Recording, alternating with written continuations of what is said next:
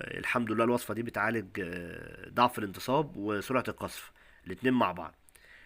بس طبعا اي حد عنده مرض مزمن، سكر او ضغط او عنده سيولة في الدم، او القلب او اي مشكلة، فيفضل ان هو يرجع للطبيب بتاعه عشان خاطر يعني ما يبقاش المشكلة تزيد عليه او حاجة زي كده.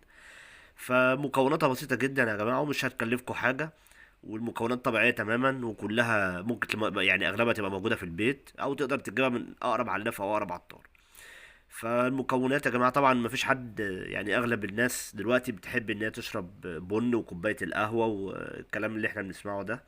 فاحنا يعني هنجيب بن محوج، بن محوج فاتح من محل يكون مضمون يعني. اهو بن محوج، تمام. ويفضل ان هو يكون طاحن فيه مع البن، يعني يكون طاحن فيه حبهان اللي هو الهل يعني، ويكون طاحن معاه جوز الطيب. طيب احنا هنحط في